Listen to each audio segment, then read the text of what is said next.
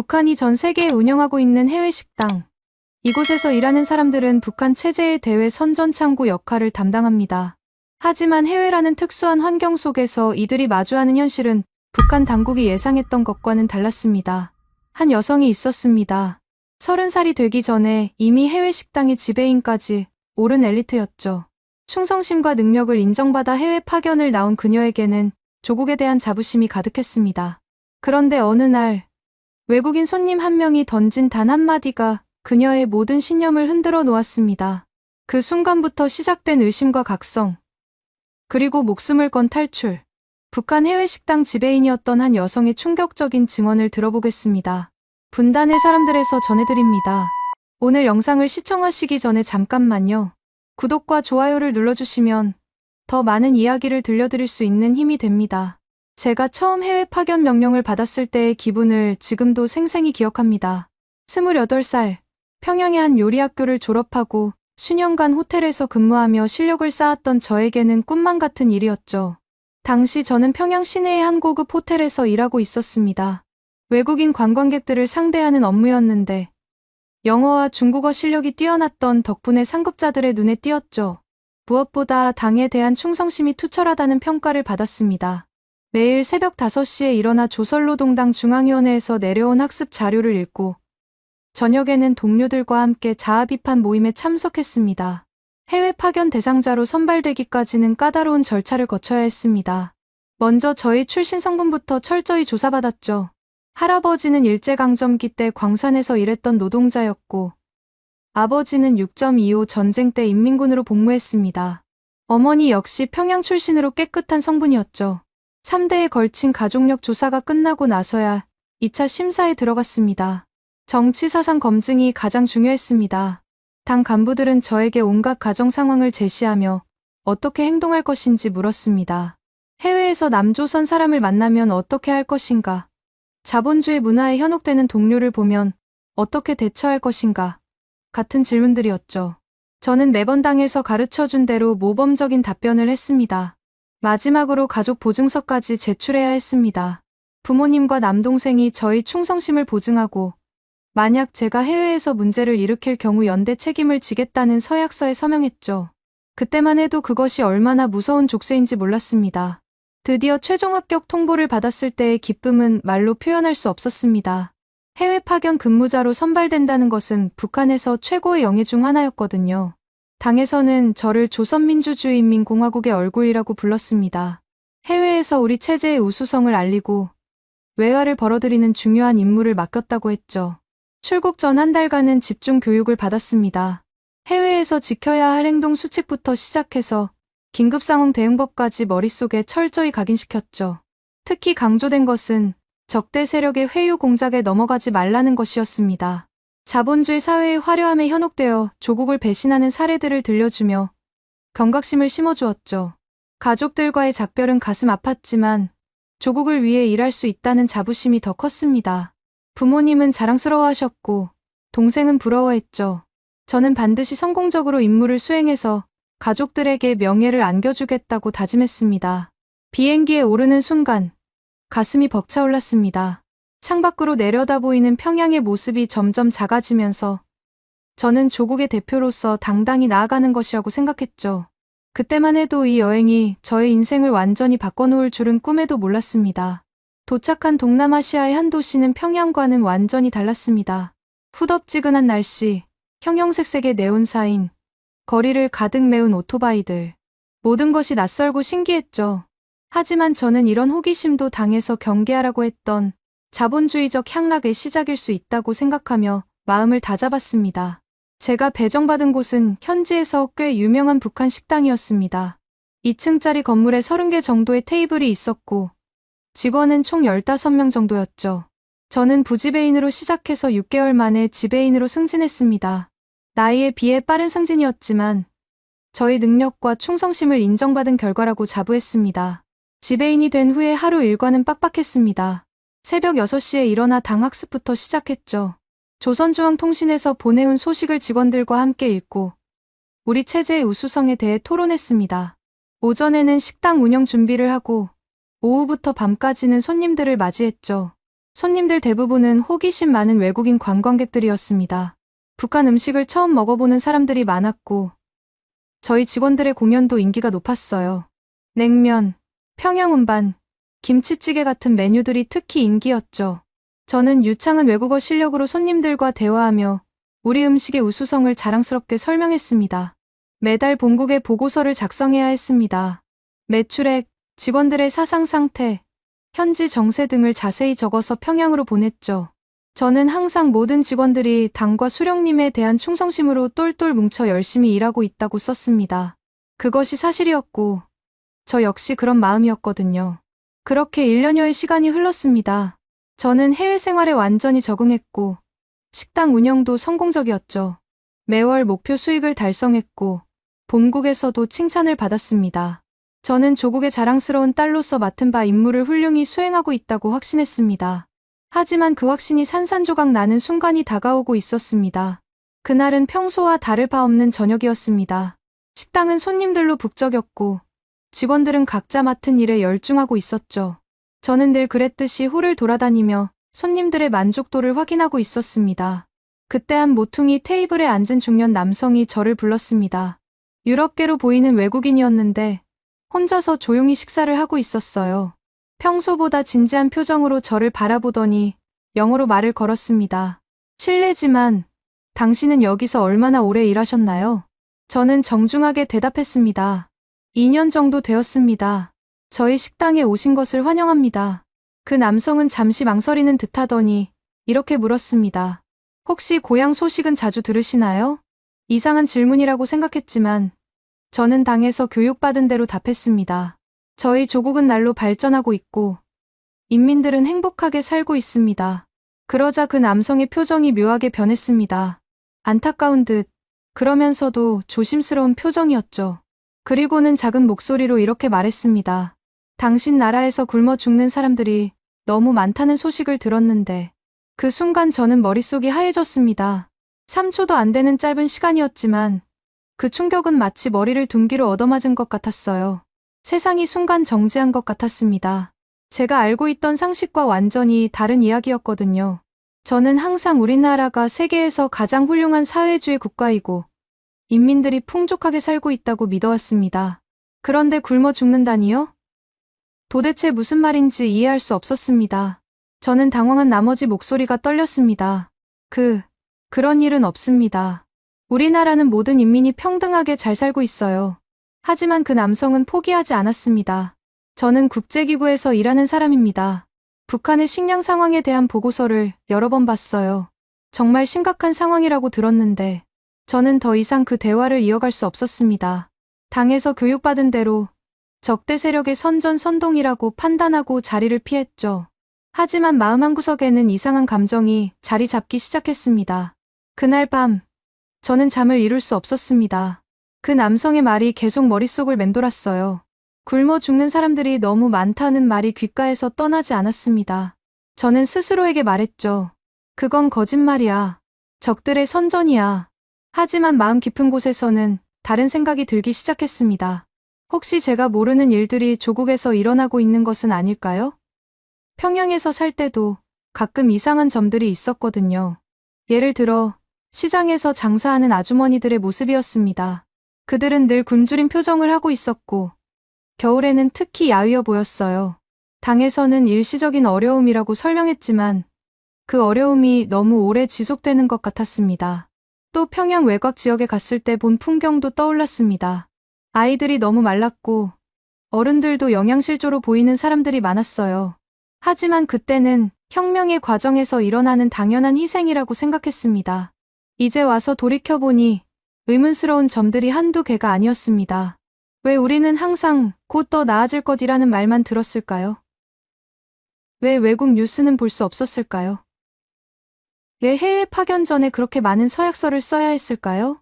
다음 날부터 저는 그 외국인 손님의 말을 확인해보고 싶다는 충동에 시달렸습니다. 하지만 어떻게 확인할 수 있을까요? 북한에서는 외국 언론을 접하는 것 자체가 금지되어 있었고 해외에 나와서도 감시가 계속되고 있었거든요. 식당에는 본국에서 파견 나온 보위부 요원이 있었습니다. 겉으로는 일반 직원처럼 행동했지만 모든 사람들이 그의 정체를 알고 있었어요. 그는 우리의 일거수일투족을 감시하고 정기적으로 본국에 보고했습니다. 며칠 동안 저는 평상시와 다름없이 행동하려고 노력했습니다. 하지만 마음속 의문은 점점 커져만 갔어요.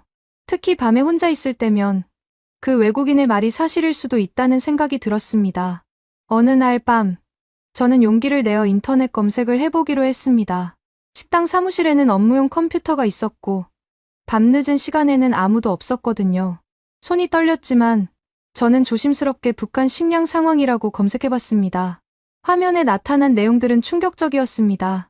1990년대 중반부터 시작된 극심한 식량난, 수십만 명이 굶어 죽었다는 보고서들, 탈북자들의 증언. 저는 믿을 수 없었습니다. 이런 일들이 정말로 우리나라에서 일어났다는 말인가요? 더 충격적인 것은 최근까지도 상황이 크게 나아지지 않았다는 내용이었습니다.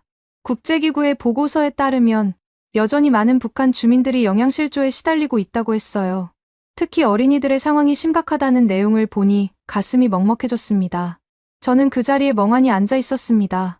지금까지 제가 믿어왔던 모든 것들이 거짓이었다는 말인가요? 우리가 지상낙원이라고 배워온 조국에서 사람들이 굶어 죽고 있었다니요. 그때 갑자기 뒤에서 발소리가 들렸습니다. 저는 황급히 컴퓨터 화면을 끄고 자연스럽게 행동하려고 했어요. 다행히 밤 근무를 서는 직원이 순찰을 도는 소리였지만 저는 한동안 가슴이 두근거렸습니다. 그날 밤부터 저는 조금씩 외국 뉴스들을 찾아보기 시작했습니다. 매우 조심스럽게, 들키지 않게 말이죠. 그리고 알게 된 사실들은 제가 알고 있던 세상과 완전히 달랐습니다. 북한이 핵무기 개발로 국제사회의 제재를 받고 있다는 것도 처음 알았어요. 저는 핵무기가 우리를 지키는 정당한 방어 수단이라고 배웠는데 전 세계가 그것 때문에 우리를 고립시키고 있었던 거죠.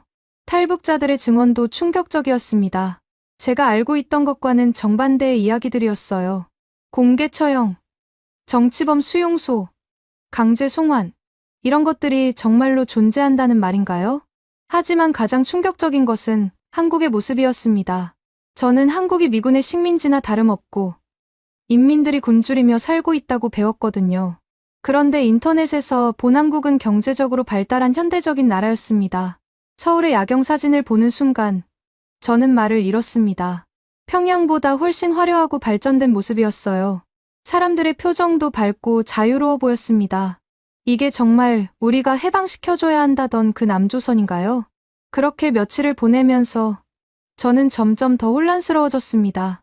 지금까지 저의 모든 삶이 거짓 위에 세워져 있었다는 생각이 들었어요. 조국에 대한 자부심, 당에 대한 충성심, 그 모든 것들이 흔들리기 시작했습니다. 하지만 동시에 두려움도 컸습니다. 만약 이런 생각을 하고 있다는 것이 발각된다면 어떻게 될까요? 저뿐만 아니라 북한에 있는 가족들도 위험해질 텐데요. 부모님과 동생을 생각하니 가슴이 답답해졌습니다.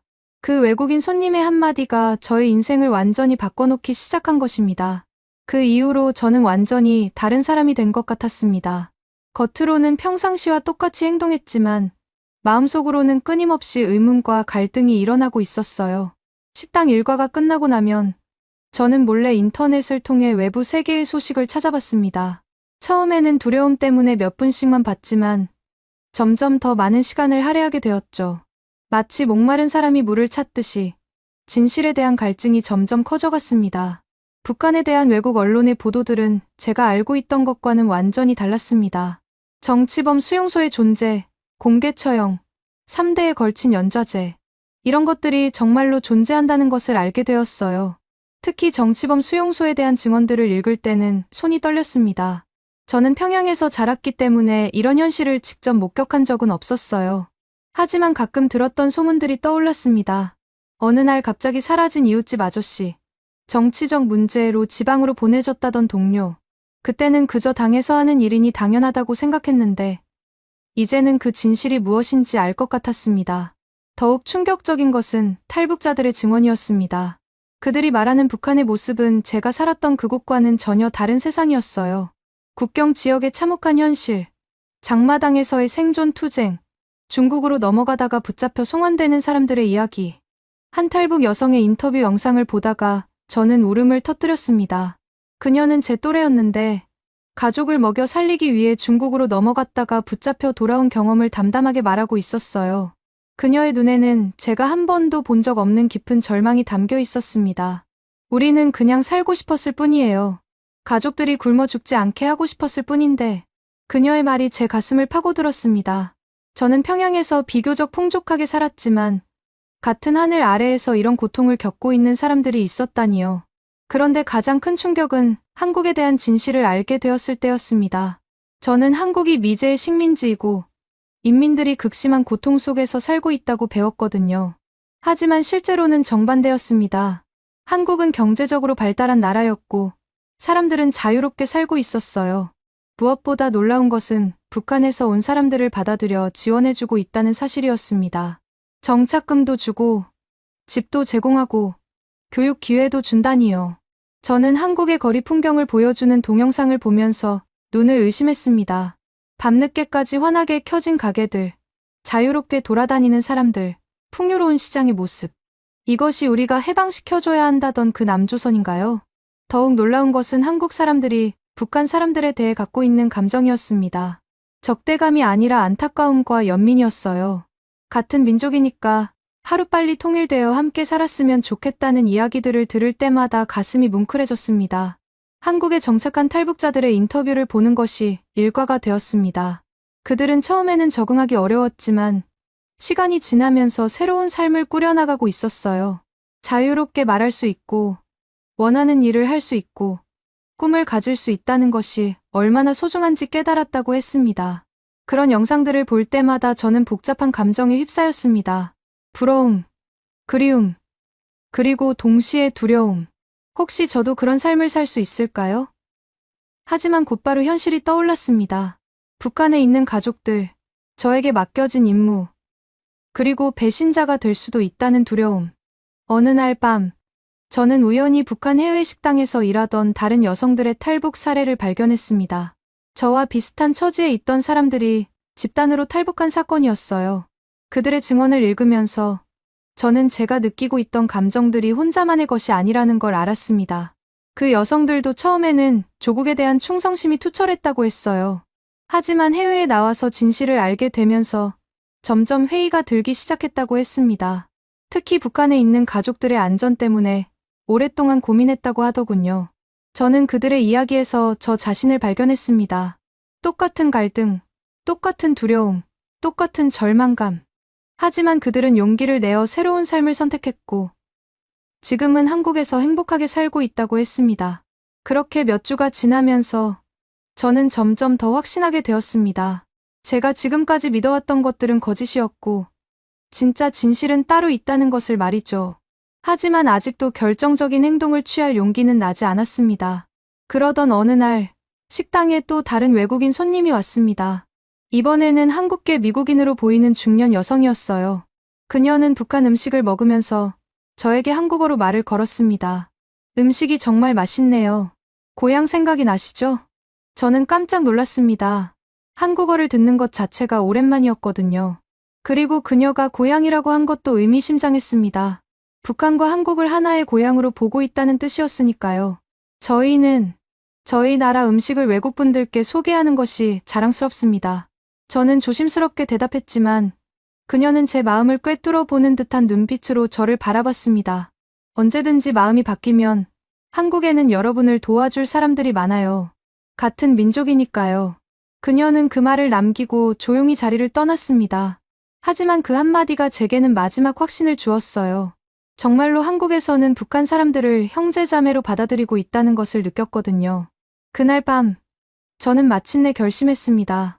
더 이상 거짓 속에서 살 수는 없다고요. 비록 위험하고 두렵지만 진실을 향해 한 걸음 내딛어야 한다고 생각했습니다. 하지만 어떻게 해야 할지는 막막했습니다. 탈북은 단순히 도망치는 것이 아니었어요. 철저한 계획과 준비가 필요한 생사를 건 모험이었습니다. 그리고 무엇보다 북한에 남겨둘 가족들의 안전이 가장 큰 걱정이었죠. 저는 인터넷에서 탈북 방법에 대한 정보들을 찾아보기 시작했습니다. 하지만 대부분의 정보는 너무 위험하거나 현실적이지 않았어요. 그리고 혼자서는 도저히 성공할 수 없다는 것도 알게 되었습니다. 그때 우연히 한국 영사관에 대한 정보를 발견했습니다.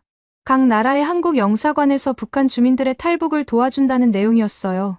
물론 매우 조심스럽게, 그리고 안전이 확보된 경우에만 가능하다고 했지만 적어도 희망의 끈은 있다는 생각이 들었습니다. 하지만 영사관에 가는 것 자체가 큰 모험이었습니다. 식당에서는 우리의 모든 외출이 감시받고 있었거든요. 혼자 나가는 것도 어려웠고 영사관 근처에 가는 것은 거의 불가능에 가까웠어요. 그렇게 고민에 고민을 거듭하면서 저는 조금씩 탈북을 위한 준비를 시작했습니다. 우선 제 신분증과 여권을 안전한 곳에 보관했고 약간의 현금도 따로 모아두었어요. 그리고 혹시 모를 상황에 대비해 한국에 대한 정보들도 더 자세히 알아봤습니다. 하지만 가장 어려운 것은 마음의 준비였습니다. 정말로 조국을 버리고 떠날 수 있을까요? 가족들을 두고 갈 수 있을까요? 그런 생각들이 밤마다 저를 괴롭혔습니다. 제가 진실을 알아가는 과정에서 가장 힘들었던 것은 일상생활을 평범하게 유지하는 것이었습니다. 마음속으로는 온갖 생각들이 소용돌이치고 있었지만 겉으로는 충성스러운 지배인의 모습을 보여야 했거든요. 매일 아침 당 학습 시간이 가장 고통스러웠습니다. 조선중앙통신에서 보내온 소식들을 읽으면서 저는 이제 그것들이 얼마나 현실과 동떨어진 선전인지 알고 있었어요. 인민들의 행복한 생활, 경제 발전의 눈부신 성과, 적대 세력의 음모 같은 내용들을 읽을 때마다 속이 뒤틀렸습니다. 하지만 더 어려운 것은 직원들 앞에서 그런 내용들을 열정적으로 설명해야 한다는 것이었어요. 저는 지배인으로서 다른 직원들의 사상 교육을 담당하고 있었거든요. 거짓말을 하고 있다는 죄책감이 점점 커져갔습니다. 특히 김성이라는 20살 정도의 어린 직원이 있었는데 그 아이는 정말 순수하게 우리 체제를 믿고 있었어요. 당에 대한 충성심이 투철했고 항상 열심히 공부하며 모범적인 모습을 보여줬습니다. 그런 아이를 보면서 저는 과거의 제 모습을 보는 것 같아 더욱 마음이 아팠어요. 지배인님, 조국이 이렇게 훌륭한데 왜 다른 나라 사람들은 우리를 이해하지 못하는 걸까요? 성희가 이런 질문을 할 때마다 저는 대답하기가 힘들었습니다. 예전 같으면 당에서 가르쳐준 대로 적대 세력의 선전 때문이라고 답했겠지만 이제는 진실을 알고 있었거든요. 더욱 걱정스러운 것은 보위부 요원인 박철민의 시선이었습니다. 그는 평소에도 우리를 주의 깊게 관찰했지만 최근 들어서는 유독 저를 자주 쳐다보는 것 같았어요. 혹시 제 행동에서 뭔가 이상한 점을 눈치챈 건 아닐까 하는 불안감이 계속 들었습니다. 어느 날 철민이 저를 사무실로 불렀습니다. 심장이 쿵쾅거렸지만 최대한 평정을 유지하려고 했어요. 최근에 좀 피곤해 보이는데 몸은 괜찮습니까? 네, 괜찮습니다. 식당 운영이 바빠서 그런 것 같습니다. 혹시 무슨 고민이라도 있습니까? 동지들과 상의할 일이 있으면 언제든 말씀하세요. 그의 말투는 친절했지만 저는 그 속에 숨겨진 의미를 알 수 있었습니다. 의심의 눈초리였어요. 저는 더욱 조심스럽게 행동해야 한다고 다짐했습니다. 그날 밤부터 저는 인터넷 검색을 더욱 신중하게 했습니다. 시간도 짧게 하고 검색 기록도 철저히 지웠어요. 하지만 마음속의 갈증은 점점 더 커져만 갔습니다. 며칠 후 제게는 충격적인 소식이 전해졌습니다. 다른 도시에 있는 북한 식당에서 직원 몇 명이 집단으로 사라졌다는 것이었어요. 본국에서는 남조선 정보기관에 납치되었다고 발표했지만 저는 그들이 스스로 탈북을 선택했을 가능성이 높다고 생각했습니다. 이 사건 이후 모든 해외 파견 직원들에 대한 감시가 더욱 강화되었습니다. 외출 시에는 반드시 2명 이상이 함께 다녀야 했고 개인적인 시간도 거의 없어졌어요. 특히 컴퓨터 사용에 대한 감시가 삼엄해졌습니다. 그런 상황에서도 저는 포기할 수 없었습니다. 이미 진실을 알아버린 이상 다시 예전의 무지한 상태로 돌아갈 수는 없었거든요. 저는 더욱 교묘한 방법을 찾아야 했습니다.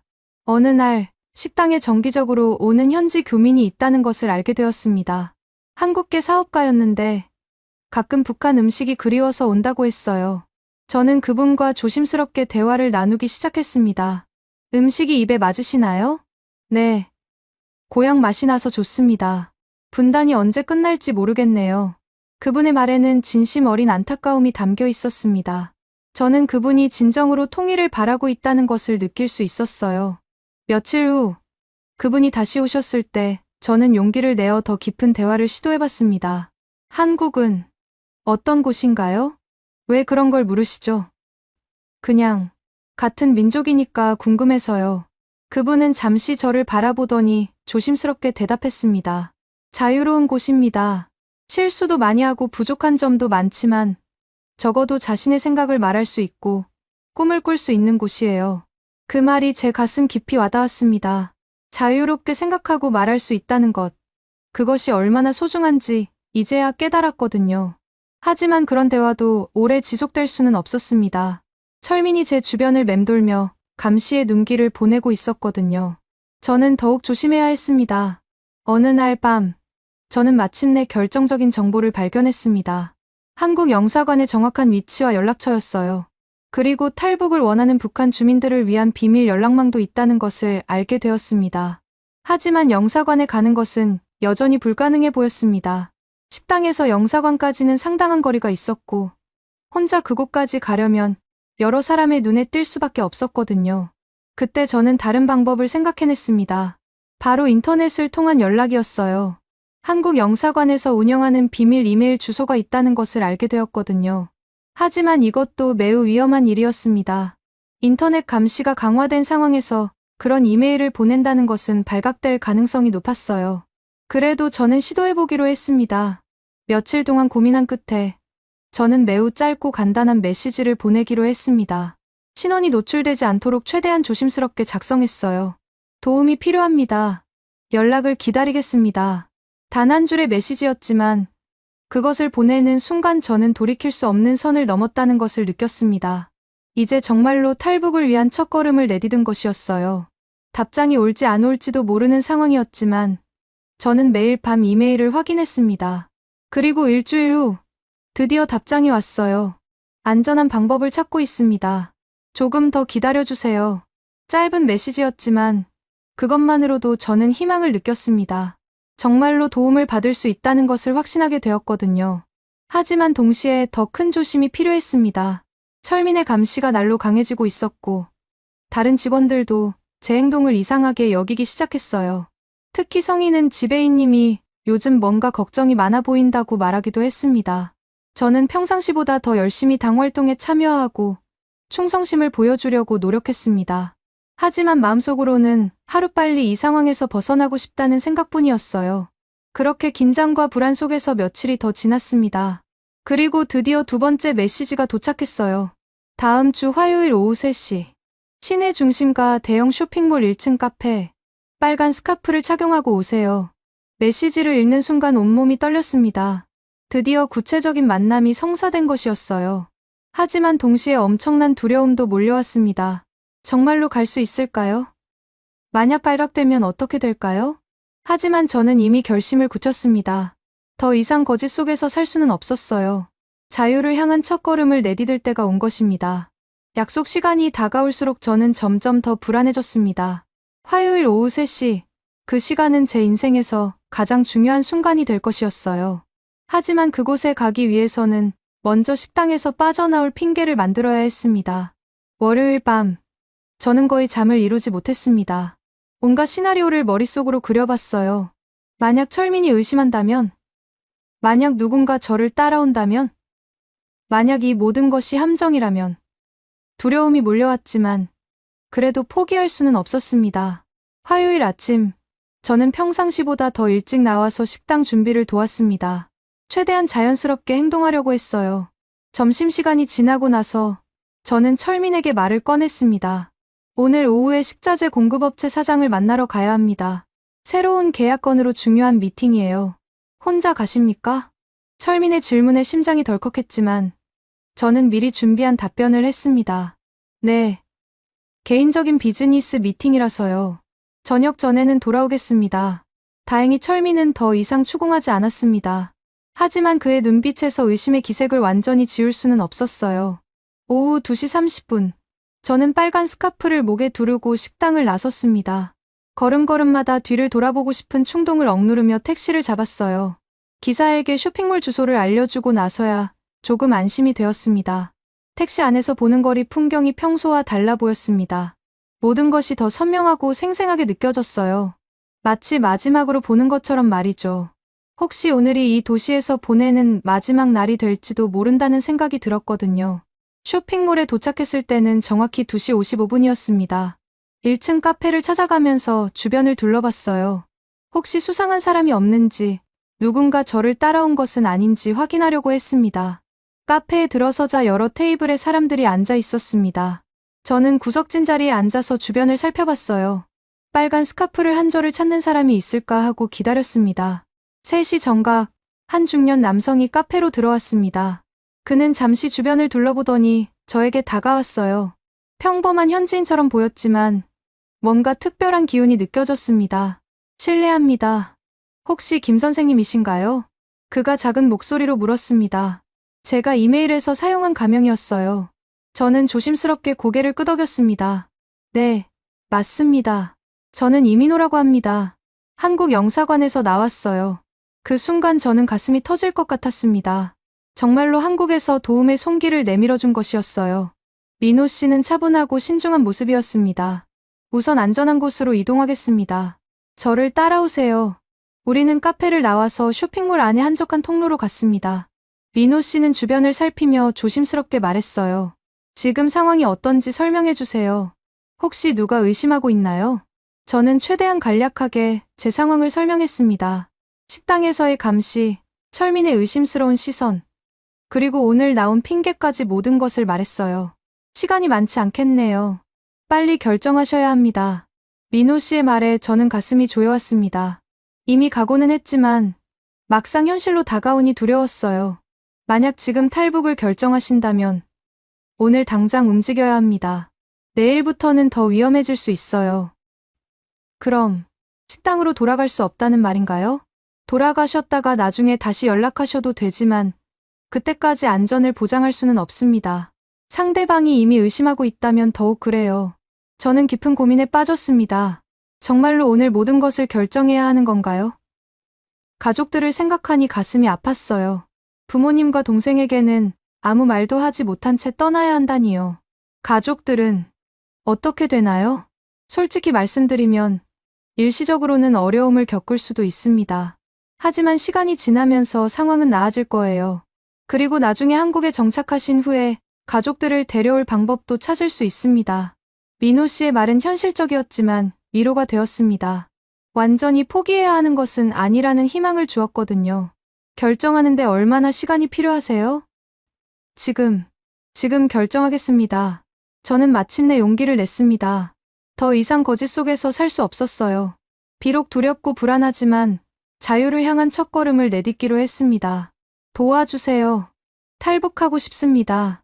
그 말을 하는 순간 저는 완전히 다른 사람이 된 것 같았습니다. 북한 해외 식당 지배인 정은경이 아니라 자유를 찾아가는 한 명의 여성이 된 것이죠. 민호 씨는 제 손을 잡으며 말했습니다. 용기 있는 결정입니다. 저희가 끝까지 도와드리겠어요. 그 순간부터 모든 것이 빠르게 진행되었습니다. 민호 씨는 미리 준비된 계획을 설명해 주었어요. 우선 안전한 장소로 이동한 후 신분을 확인하고 정식 절차를 밟는다는 것이었습니다. 지금부터는 휴대폰을 꺼주세요. 그리고 이것을 드리겠습니다. 민호 씨가 건네준 것은 새로운 휴대폰과 임시 신분증이었습니다. 제가 북한 당국의 추적을 피하기 위한 조치였어요. 이제 안전한 곳으로 가겠습니다. 걱정하지 마세요. 우리는 쇼핑몰을 나와서 대기하고 있던 차량에 탔습니다. 차 안에는 또 다른 한국 사람이 있었는데 저를 보며 따뜻하게 미소 지어주었어요. 한국에 오신 것을 환영합니다. 이제 안전합니다. 그 말을 듣는 순간 저는 눈물이 터져 나왔습니다. 그동안 쌓였던 스트레스와 두려움, 그리고 이제야 느끼는 안도감이 한꺼번에 몰려왔거든요. 차량이 움직이기 시작하면서 저는 창밖으로 지나가는 풍경을 바라봤습니다. 이제 더 이상 그 식당으로 돌아갈 수 없다는 것을 알고 있었어요. 철민이 제 부재를 알아차리고 수색에 나설 것도 뻔했습니다. 하지만 후회는 없었습니다. 비록 어려운 길이겠지만 이제 진실 속에서 살아갈 수 있다는 희망이 있었거든요. 자유롭게 생각하고 말할 수 있는 곳에서 새로운 인생을 시작할 수 있다는 기대감이 두려움보다 더 컸습니다. 앞으로의 과정을 설명해 드릴게요. 민호 씨가 차 안에서 앞으로의 절차에 대해 상세히 설명해 주었습니다. 우선 한국 영사관에서 신원 확인을 하고 그 다음에는 한국으로 이송된다는 것이었어요. 한국에 도착하면 정해진 절차에 따라 정착 과정을 밟게 된다고 했습니다. 시간이 좀 걸리겠지만 저희가 계속 도와드릴 테니까 걱정하지 마세요. 그분들의 친절하고 따뜻한 태도가 저에게는 큰 위로가 되었습니다. 정말로 같은 민족이라는 것을 느낄 수 있었어요. 한국 영사관에 도착했을 때는 이미 해가 지고 있었습니다. 건물 안으로 들어가면서 저는 이제 정말로 새로운 인생이 시작된다는 것을 실감했어요. 영사관 직원들은 저를 따뜻하게 맞아주었습니다. 그들의 얼굴에서 진심 어린 환영의 마음을 느낄 수 있었어요. 오랫동안 기다려온 이 순간이 드디어 현실이 된 것입니다. 한국 영사관에 들어서는 순간 저는 마치 다른 세상에 온 것 같은 느낌이 들었습니다. 깔끔하고 현대적인 인테리어, 벽에 걸린 태극기, 그리고 무엇보다 직원들의 따뜻한 미소가 인상적이었어요. 영사관에서 가장 먼저 한 일은 신원 확인이었습니다. 제가 정말로 북한에서 온 사람인지, 그리고 자발적으로 탈북을 결정한 것인지 꼼꼼히 확인하는 과정이었죠. 이런 절차들이 필요한 이유를 충분히 이해할 수 있었습니다. 담당 영사인 박정민 영사님은 중년의 온화한 분이셨습니다. 그분은 저에게 차를 대접하며 편안하게 이야기할 수 있는 분위기를 만들어 주었어요. 많이 힘드셨을 텐데 용기 있는 결정을 하셨네요. 이제부터는 저희가 도와드리겠습니다. 그분의 말에서 진심이 느껴졌습니다. 저는 처음으로 진정한 안도감을 느꼈어요. 신원 확인 과정에서 저는 제 과거에 대해 상세히 이야기해야 했습니다. 평양에서의 생활, 해외 파견 과정, 그리고 탈북을 결심하게 된 경위까지 모든 것을 솔직하게 말했어요. 특히 그 외국인 손님의 한마디가 어떻게 제 인생을 바꿔놓았는지 자세히 설명했습니다. 북한에서는 외부 정보를 접할 기회가 거의 없잖아요. 해외에 나와서 진실을 알게 되면서 많은 갈등이 있으셨을 것 같습니다. 정민 영사님의 말이 정확했습니다. 저는 그동안 겪었던 내적 갈등에 대해 털어놓았어요. 조국에 대한 충성심과 새로 알게 된 진실 사이에서 얼마나 괴로웠는지, 가족들을 생각하며 얼마나 고민했는지 모든 것을 말했습니다. 저희도 그런 심정을 충분히 이해합니다. 많은 탈북민들이 비슷한 과정을 겪으시거든요. 처음에는 혼란스럽고 두렵겠지만 시간이 지나면서 새로운 삶에 적응하게 될 거예요. 그분의 위로가 큰 힘이 되었습니다. 저 혼자만 겪는 일이 아니라는 것을 알게 되니 마음이 한결 가벼워졌어요. 신원 확인이 끝나고 나서는 앞으로의 절차에 대한 상세한 설명을 들었습니다. 우선 며칠간 영사관 안전가옥에서 머물면서 필요한 서류 작업을 한 후 한국으로 이송된다는 것이었어요. 한국에 도착하면 우선 합동신문센터에서 23개월 정도 머물게 됩니다. 그곳에서 신원조사와 건강검진을 받으시고요. 합동신문센터라는 곳이 어떤 곳인지 궁금했지만 정민 영사님의 설명을 들으니 이해가 되었습니다. 북한에서 온 사람들의 안전과 한국 사회의 보안을 위해 필요한 과정이라는 것을 알 수 있었어요. 그 다음에는 하나원이라는 곳에서 3개월 정도 사회 적응 교육을 받게 됩니다. 한국 사회에서 살아가는 데 필요한 모든 것들을 배우는 곳이에요. 하나원에 대한 설명을 듣는 동안 저는 가슴이 두근거렸습니다. 정말로 새로운 삶을 위한 준비를 할 수 있는 곳이라는 생각이 들었거든요. 교육이 끝나면 전국 각지로 정착하게 되는데 임대 아파트도 제공되고 정착금도 지원됩니다. 취업이나 진학을 위한 도움도 계속 받을 수 있어요. 한국 정부의 탈북민 지원 정책을 듣고 저는 깜짝 놀랐습니다. 이렇게까지 세심하게 도와주다니 정말로 같은 민족이라는 것을 실감했어요. 그날 밤 저는 영사관 안전가옥에서 첫날 밤을 보냈습니다. 작지만 깨끗하고 아늑한 방이었어요. 침대에 누워서 천장을 바라보며 지금까지 일어난 모든 일들을 되돌아봤습니다. 불과 몇 시간 전까지만 해도 저는 북한 해외 식당의 지배인이었습니다. 그런데 이제는 자유를 찾아 떠나온 탈북민이 되었어요. 인생이 이렇게 급격하게 바뀔 수 있다니 믿어지지 않았습니다. 가족들 생각에 잠이 오지 않았습니다. 지금쯤 부모님과 동생은 제가 사라진 것을 알고 계실까요? 얼마나 걱정하고 계실까요? 죄송한 마음과 그리운 마음이 한꺼번에 밀려왔어요. 하지만 후회는 하지 않았습니다. 이미 진실을 알아버린 이상 예전 상태로 돌아갈 수는 없었거든요. 그리고 언젠가는 가족들도 진실을 알게 될 날이 올 것이라고 믿었습니다. 다음 날부터 본격적인 서류 작업이 시작되었습니다. 한국행을 위한 여러 가지 절차들을 밟아야 했어요. 가장 인상적이었던 것은 직원들의 세심한 배려였습니다. 혹시 필요한 것이 있으면 언제든 말씀하세요. 음식이 입에 안 맞으면 다른 걸로 준비해 드릴 수도 있어요. 작은 것 하나하나까지 신경 써주는 모습에서 진정한 따뜻함을 느꼈습니다. 북한에서는 이런 개인적인 배려를 받아본 적이 거의 없었거든요. 며칠 후 드디어 한국행 비행기에 오를 날이 왔습니다. 공항으로 가는 길에 저는 그동안 살았던 도시를 마지막으로 바라봤어요. 2년 동안 제 삶의 무대였던 곳이었지만 이제는 영원히 작별해야 하는 곳이 되었습니다. 공항에서 출국 수속을 밟는 동안 저는 긴장했습니다. 혹시라도 북한 당국에서 제 사라짐을 눈치채고 추적하고 있는 것은 아닐까 하는 불안감 때문이었어요. 하지만 한국 영사관 직원들이 함께 있어서 든든했습니다. 이제 정말로 자유의 땅으로 가는 거예요. 새로운 시작이죠. 리노 씨의 말에 저는 고개를 끄덕였습니다.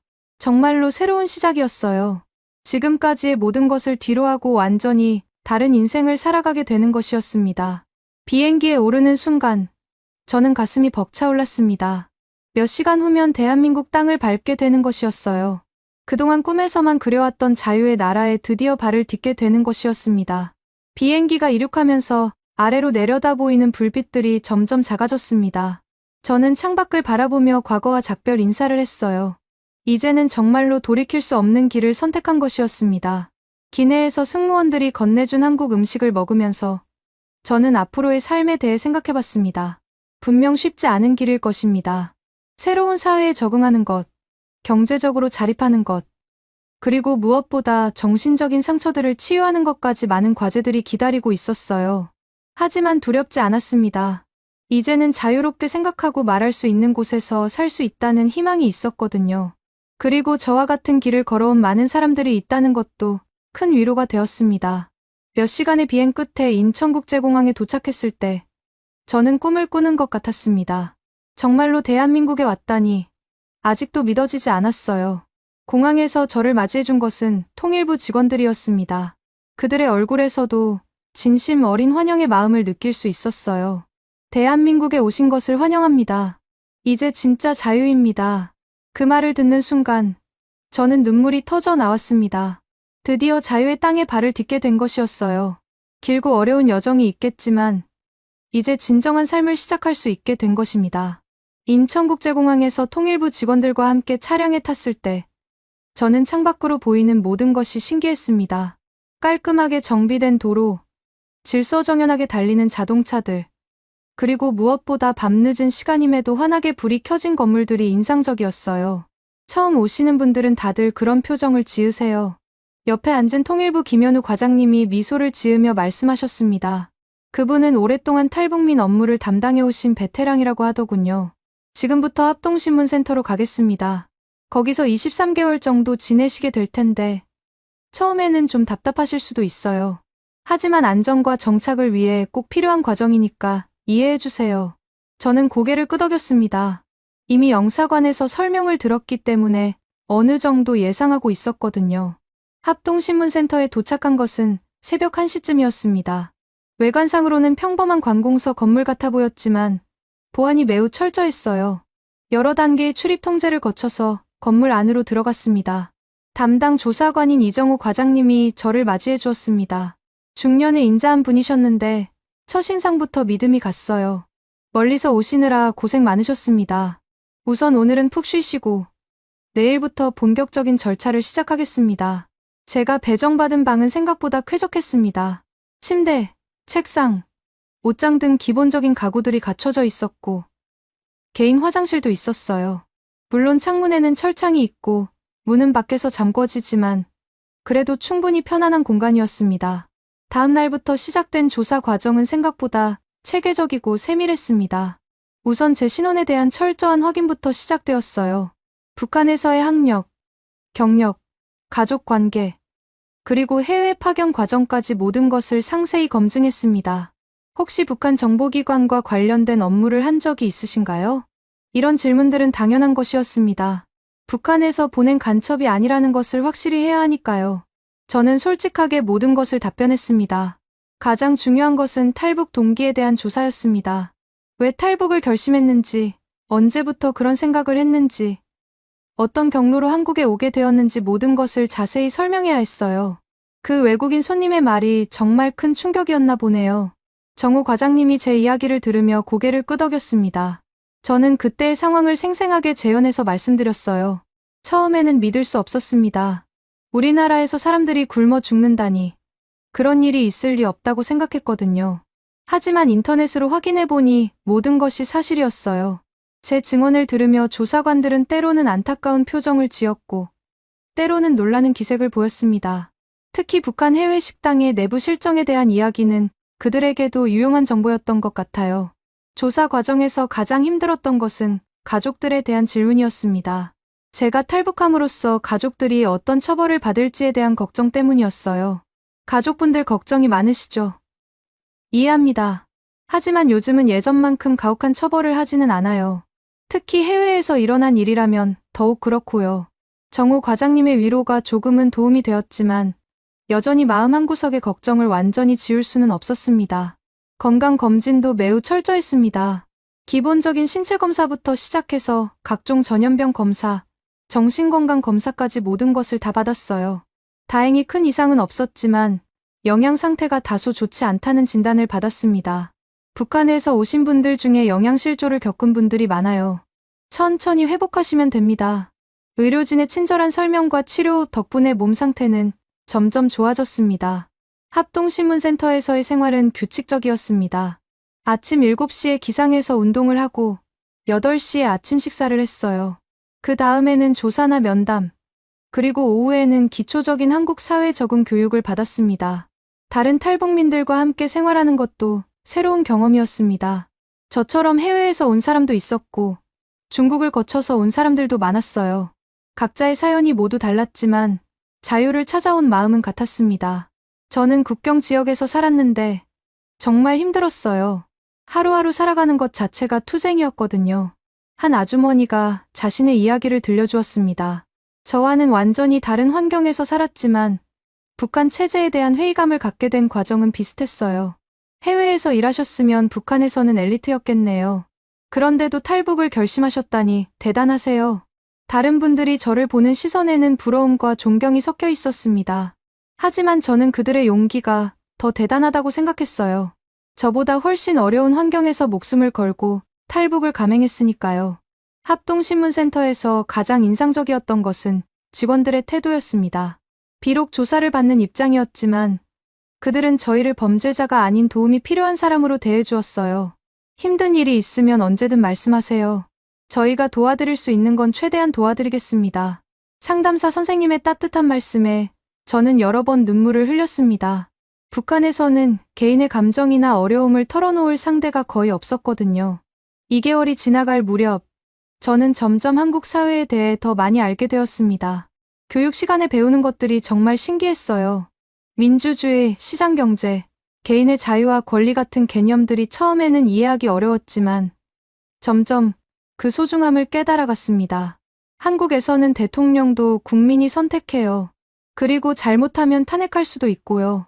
이런 설명을 들을 때마다 저는 깜짝 놀랐습니다. 권력자를 국민이 심판할 수 있다는 것이 얼마나 놀라운 일인지 몰랐거든요. 시장 경제에 대한 교육도 흥미로웠습니다. 개인이 자유롭게 사업을 하고 열심히 일한 만큼 보상을 받을 수 있다는 것이 신기했어요. 물론 경쟁도 치열하고 실패할 위험도 있다고 했지만 그래도 기회는 누구에게나 열려 있다는 점이 인상적이었습니다. 처음에는 어려우실 거예요. 하지만 시간이 지나면서 점점 적응하게 되실 겁니다. 지금까지 오신 분들 중에 적응 못한 분은 거의 없어요. 상담사 선생님의 격려가 큰 힘이 되었습니다. 드디어 합동신문센터에서의 생활이 끝나갈 때가 되었습니다. 다음 단계인 하나원으로 가게 된다는 소식을 들었을 때 저는 설레면서도 걱정이 되었어요. 하나원은 여기보다 훨씬 자유로운 곳이에요. 본격적으로 한국 사회 적응을 위한 준비를 하는 곳이죠. 정우 과장님의 설명을 들으며 저는 새로운 기대감을 갖게 되었습니다. 이제 정말로 한국 사회의 일원이 되기 위한 준비를 시작하는 것이었어요. 마지막 면담에서 정우 과장님이 말씀하셨습니다. 정말 용기 있는 선택을 하셨어요. 앞으로도 어려운 일이 있겠지만 포기하지 마세요. 자유는 공짜로 주어지는 게 아니라 스스로 쟁취하는 거니까요. 그분의 말씀이 가슴 깊이 와닿았습니다. 정말로 저는 자유를 쟁취한 것이었어요. 이제 그 자유를 어떻게 활용할지가 남은 과제였습니다. 합동신문센터에서 하나원으로 이동하는 날, 저는 마치 새 학교에 입학하는 학생 같은 기분이었습니다. 버스에서 내려 하나원 건물을 바라보는 순간, 이곳에서 진짜 한국인이 되기 위한 준비를 시작한다는 실감이 났어요. 하나원은 합동신문센터와는 완전히 다른 분위기였습니다. 더 개방적이고 활기찬 느낌이었어요. 입구에서부터 새로운 시작을 응원합니다라는 현수막이 걸려 있었고 직원들의 표정도 한결 밝아 보였습니다. 오리엔테이션에서 만난 교육 담당 이수진 선생님은 30대 중반쯤으로 보이는 활발한 분이었습니다. 여기서 3개월 동안 한국 사회에서 살아가는데 필요한 모든 것을 배우게 될 거예요. 언어, 문화, 취업, 생활 법률까지 정말 다양한 교육이 준비되어 있어요. 수진 선생님의 설명을 들으며 저는 기대감이 커졌습니다. 드디어 구체적으로 한국 생활을 준비할 수 있게 된 것이었어요. 첫 주에는 주로 한국어 교육에 집중했습니다. 물론 저는 이미 한국어를 어느 정도 할 수 있었지만 일상생활에서 쓰이는 표현들은 많이 달랐어요. 북한에서는 동무라고 하지만 남한에서는 친구라고 해요. 그리고 영수증이 아니라 영수증이라고 하고요. 언어 선생님의 설명을 들으며 저는 신기해했습니다. 같은 언어인데도 이렇게 다른 부분들이 많다니요. 특히 외래어 사용이 훨씬 자유로웠어요. 커피숍, 마트, 택시 이런 단어들은 일상생활에서 자주 쓰이니까 꼭 기억해두세요. 가장 재미있었던 것은 인터넷과 스마트폰 사용법 배우기였습니다. 북한에서는 제한적으로만 인터넷을 사용했는데 한국에서는 정말 자유롭게 모든 정보에 접근할 수 있었어요. 네이버에서 검색하면 원하는 정보를 쉽게 찾을 수 있어요. 그리고 유튜브에서는 전 세계의 동영상을 볼 수 있고요. 컴퓨터 선생님이 시연해 주시는 것을 보며 저는 눈이 휘둥그레졌습니다. 정말로 무궁무진한 정보의 바다였어요. 북한에서 금지되어 있던 모든 것들을 자유롭게 볼 수 있다는 것이 믿어지지 않았습니다. 스마트폰 사용법도 배웠습니다. 카카오톡으로 메시지를 주고받고, 지도 앱으로 길을 찾고, 배달 앱으로 음식을 주문하는 것까지. 모든 것이 신세계였어요. 처음에는 어려우실 거예요. 하지만 금방 익숙해지실 겁니다. 요즘 초등학생들도 다 할 줄 아는 거니까요. 선생님의 말에 저는 웃음이 나왔습니다. 정말로 열심히 배워야겠다는 생각이 들었어요. 금융교육도 매우 중요했습니다. 은행 계좌 개설부터 시작해서 신용카드 사용법, 적금과 보험까지 모든 것이 새로웠어요. 한국에서는 신용이 매우 중요해요. 신용등급이 낮으면 대출도 받기 어렵고 집을 구하기도 힘들어져요. 금융 선생님의 설명을 들으며 저는 한국 사회의 복잡함을 느꼈습니다. 자유로운 만큼 개인의 책임도 커지는 것이었어요. 취업 교육에서는 이력서 쓰는 법부터 면접 요령까지 배웠습니다. 제가 북한에서 쌓은 경험들을 한국식으로 어떻게 표현할지 고민이 많았어요. 해외 식당 지배인 경험은 충분히 어필할 수 있는 경력이에요. 외국어 실력도 좋으시고 관리 경험도 있으시니까 서비스업 쪽에서는 경쟁력이 있으실 거예요. 취업 상담사 선생님의 말에 저는 조금 안심이 되었습니다. 완전히 새로 시작하는 것은 아니라는 생각이 들었거든요. 하나원에서 가장 의미 있었던 것은 다른 탈북민들과의 교류였습니다. 저와 함께 교육받는 사람들은 총 30명 정도였는데 나이도 출신 지역도 모두 달랐어요. 같은 방을 쓰게 된 김영희 씨는 50대 중반의 아주머니였습니다. 함경북도의 한 마을에서 장사를 하다가 탈북하신 분이었어요. 나는 글자도 잘 모르는데 이런 걸 다 배울 수 있을까 걱정이야. 영희 씨의 걱정을 들으며 저는 제가 상당히 유리한 위치에 있다는 것을 깨달았습니다. 적어도 기초 교육은 받았고 외국어도 할 줄 아니까요. 걱정하지 마세요. 선생님들이 정말 친절하게 가르쳐 주시니까 금방 배우실 수 있을 거예요. 저는 영희 씨를 격려하며 때로는 제가 아는 것들을 가르쳐 드리기도 했습니다. 서로 도우며 지내는 시간이 참 따뜻했어요. 20대 초반의 박민수라는 청년도 있었습니다. 어린 나이에 혼자 탈북한 케이스였는데 한국 문화에 대한 호기심이 정말 많았어요. 누나, 한국 드라마나 케이팝 같은 거 북한에서도 알고 있었어요? 민수의 질문에 저는 쓴웃음을 지었습니다. 북한에서는 그런 것들이 모두 금지되어 있었거든요. 전혀 몰랐어. 해외에 나와서야 조금씩 알게 되었지.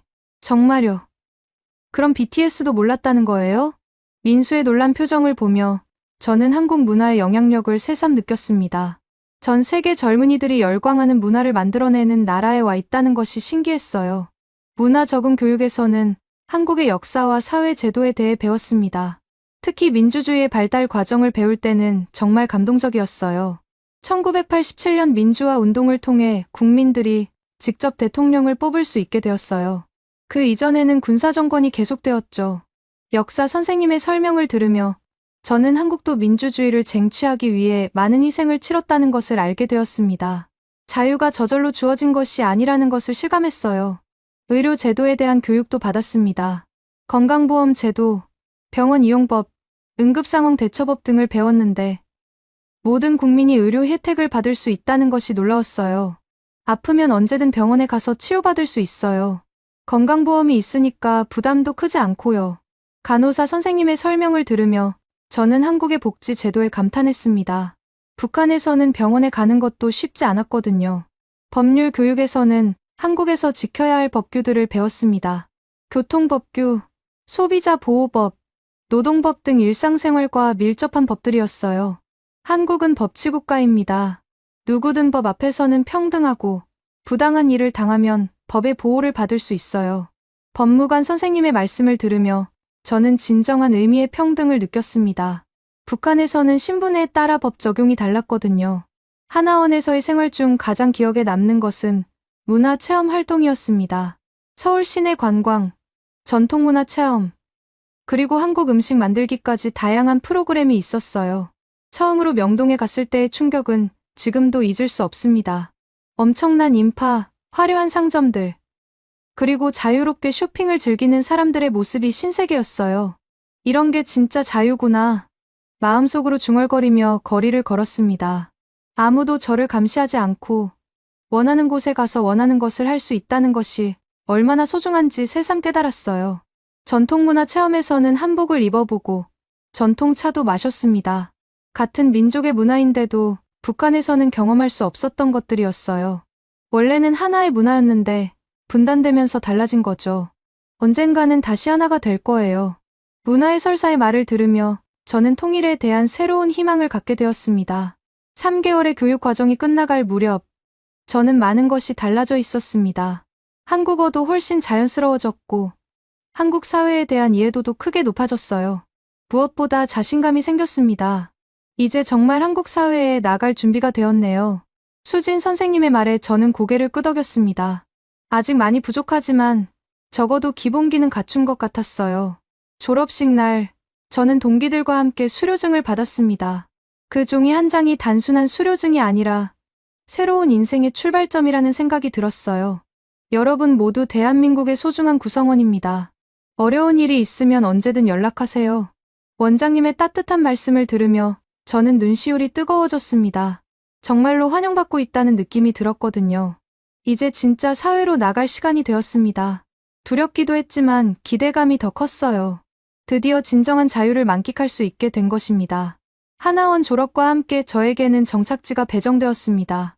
경기도의 한 신도시였는데 서울에서도 그리 멀지 않은 곳이었어요. 제가 희망했던 수도권이라서 다행이었습니다. 정착지로 가는 날, 지역 하나센터 담당자인 최민정 팀장님이 저를 마중 나와주셨어요. 40대 중반쯤으로 보이는 다정한 분이셨는데 첫 만남부터 편안함을 느낄 수 있었습니다. 여기서 새로운 시작을 하시게 되네요. 저희가 최대한 도와드릴 테니까 걱정하지 마세요. 민정 팀장님의 말씀에 저는 마음이 놓였습니다. 제가 배정받은 임대 아파트는 15평 정도의 원룸이었습니다. 크지는 않았지만 깨끗하고 햇볕도 잘 들어서 마음에 들었어요. 무엇보다 제 이름으로 된 첫 번째 집이라는 것이 감격스러웠습니다.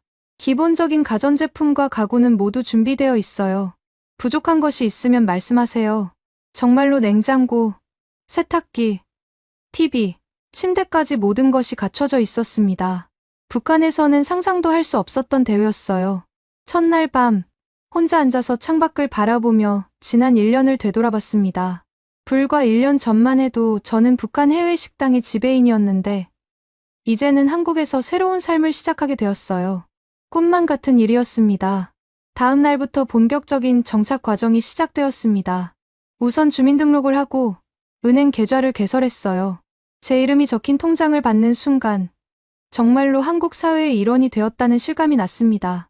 이제 정말 대한민국 국민이시네요. 은행 직원의 말에 저는 가슴이 벅차올랐습니다. 건강보험증도 발급받았습니다. 아프면 언제든 병원에 갈 수 있다는 것이 얼마나 소중한지 새삼 느꼈어요. 북한에서는 제대로 된 의료 서비스를 받기가 쉽지 않았거든요. 가장 급한 것은 취업이었습니다. 정착금이 있다고는 하지만 한정되어 있었고 무엇보다 경제적으로 자립하고 싶었어요. 하나센터에서 취업 상담을 받으면서 저는 제 강점을 다시 한번 정리해봤습니다. 외국어 실력, 관리 경험, 그리고 서비스업 노하우가 있었죠. 호텔이나 리조트 쪽에 지원해보시는 게 어떨까요?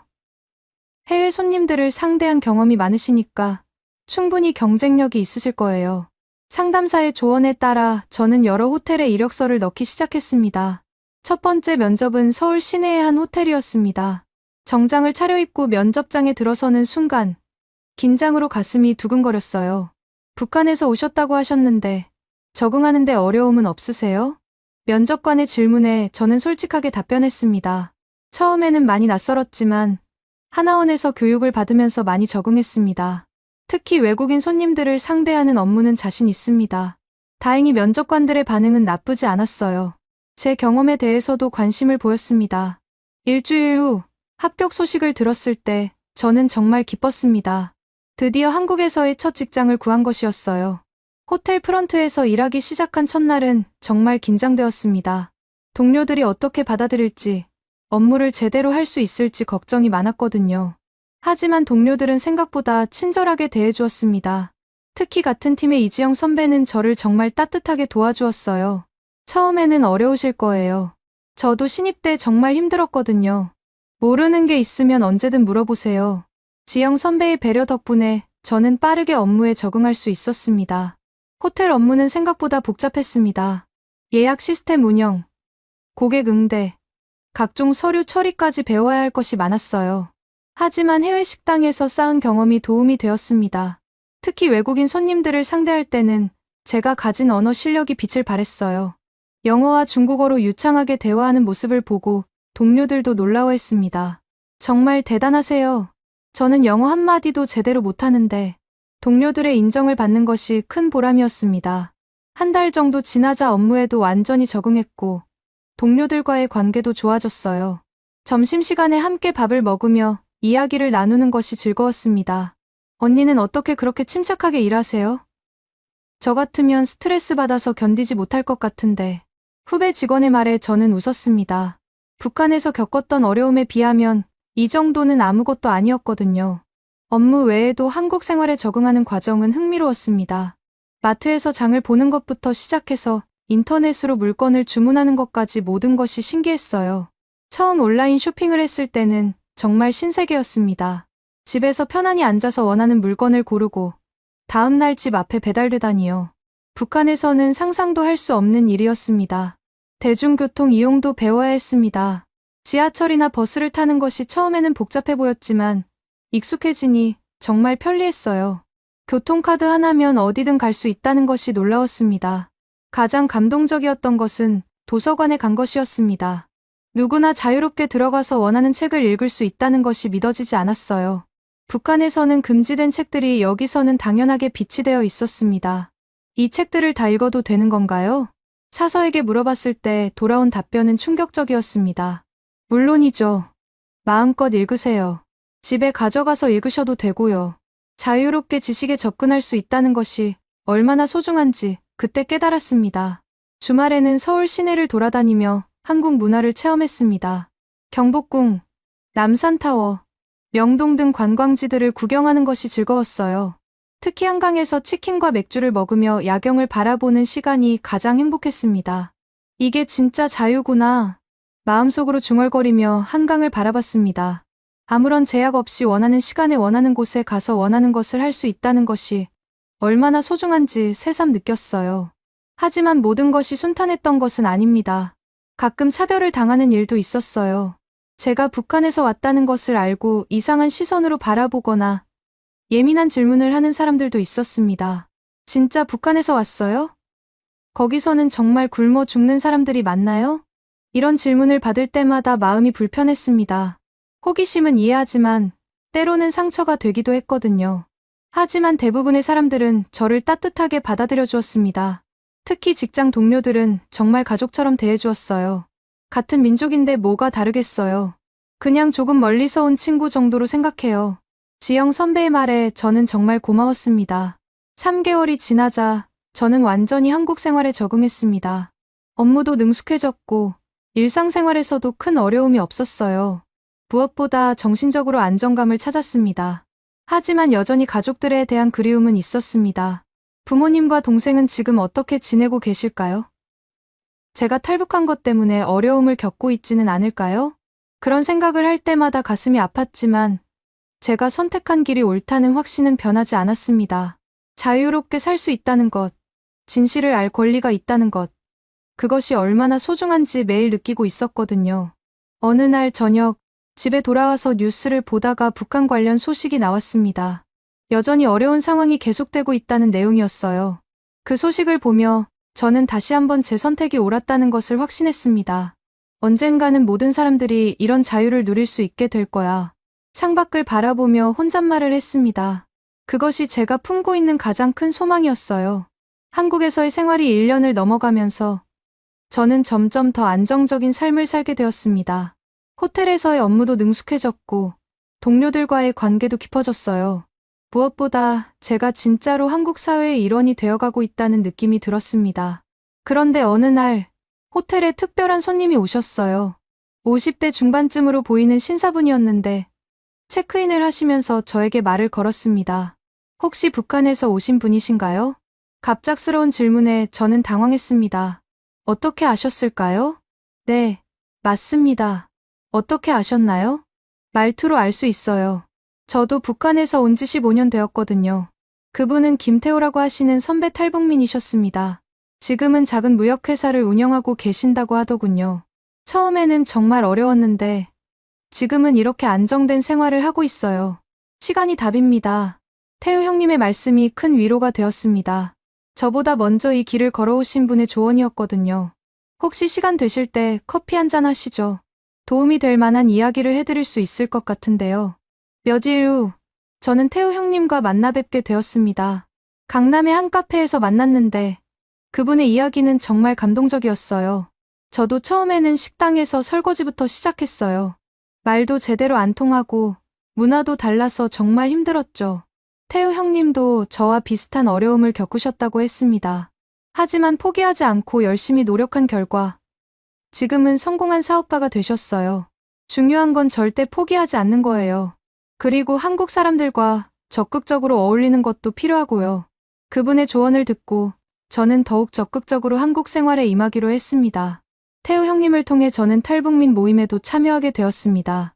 한 달에 한 번씩 만나서 서로의 안부를 묻고 정보를 공유하는 자리였어요. 그곳에서 만난 사람들의 이야기는 모두 다르면서도 비슷했습니다. 각자의 사연으로 탈북을 결심했지만 모두 자유를 찾아온 사람들이었어요. 우리는 특별한 사람들이에요. 자유를 위해 모든 것을 걸고 온 사람들이니까요. 모임의 회장을 맡고 계신 박순자 여사님의 말씀이 인상 깊었습니다. 정말로 우리는 자유의 소중함을 누구보다 잘 아는 사람들이었어요. 모임에서는 단순히 과거 이야기만 하는 것이 아니라 한국 사회에 더 잘 적응하기 위한 방법들도 논의했습니다. 취업 정보 공유, 자녀 교육 문제, 그리고 심리적 어려움을 극복하는 방법까지 다양한 주제들이 오갔어요. 처음에는 모든 게 낯설고 어려웠지만 지금은 이곳이 진짜 고향 같아요. 20년 전에 탈북하신 한 아주머니의 말씀을 들으며 저도 언젠가는 그렇게 될 수 있을 것이라는 희망을 가졌습니다. 호텔에서의 업무도 점점 발전했습니다. 저의 능력을 인정받아서 VIP 고객 담당으로 승진하게 되었어요. 특히 외국인 고객들에게는 저의 언어 실력이 큰 도움이 되었습니다. 정은경 씨가 담당해주시면 외국 손님들이 정말 만족해하세요.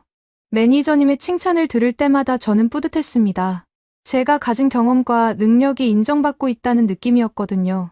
어느 날 호텔에 중국 기업인들이 단체로 투숙하게 되었습니다. 저는 그들의 전담 담당자로 배정되었어요. 중국어로 유창하게 소통하며 모든 필요사항을 도와드렸습니다. 당신의 서비스는 정말 최고입니다. 다음에 또 한국에 오면 꼭 이 호텔을 이용하겠어요. 중국 기업인의 칭찬을 들으며 저는 자신감이 더욱 커졌습니다. 한국 생활 2년 차에 접어들면서 저는 새로운 도전을 생각하기 시작했습니다. 호텔 업무도 좋았지만 더 큰 꿈을 꾸고 싶어졌거든요. 태우 형님과 상담한 결과 무역업에 도전해보기로 했습니다. 제가 가진 언어 실력과 해외 경험을 활용할 수 있는 분야였어요. 처음에는 작게 시작해서 경험을 쌓아보세요.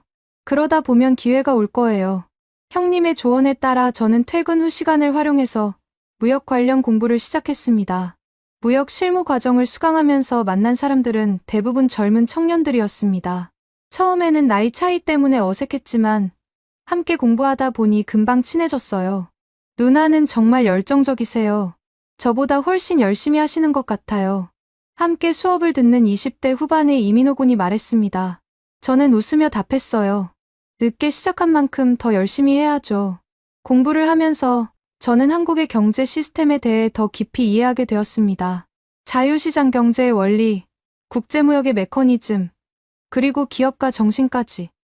모든 것이 북한에서 배운 것과는 완전히 달랐어요. 특히 인상적이었던 것은 경쟁과 협력이 동시에 이루어진다는 점이었습니다. 서로 경쟁하면서도 필요할 때는 협력하고 그 과정에서 모두가 발전한다는 개념이 신기했어요. 몇 개월간의 공부 끝에 저는 무역 관련 자격증도 취득했습니다. 이제 실전에 뛰어들 준비가 되었다고 생각했어요. 마침 태우 형님의 회사에서 직원을 구한다는 소식을 들었습니다. 중국 쪽 바이어들과의 거래를 담당할 사람이 필요하다고 하더군요. 정은경 씨 같은 사람을 찾고 있었어요. 언어도 되고 해외 경험도 있고 무엇보다 신뢰할 수 있는 사람이니까요. 형님의 제안을 받아들여 저는 호텔을 그만두고 무역회사로 이직했습니다. 새로운 도전이었지만 두렵지 않았어요. 무역회사에서의 업무는 정말 흥미로웠습니다. 중국의 제조업체들과 연락하여 상품을 수입하고 한국의 유통업체들에게 판매하는 일이었어요. 제가 가진 언어 실력이 큰 장점이 되었습니다. 특히 중국 바이어들과의 협상에서는 저의 진가가 발휘되었습니다. 단순히 언어를 잘한다는 것을 넘어서 문화적 차이를 이해하고 중재하는 역할을 할 수 있었거든요. 정 씨 덕분에 이번 계약이 성사되었어요. 정말 고마워요. 태우 형님의 칭찬을 들으며 저는 보람을 느꼈습니다. 한국 생활 3년 차가 되면서 저는 완전히 다른 사람이 되어 있었습니다. 경제적으로도 안정되었고 사회적으로도 인정받는 위치에 올라서게 되었어요. 무엇보다 정신적으로 자유로워졌습니다.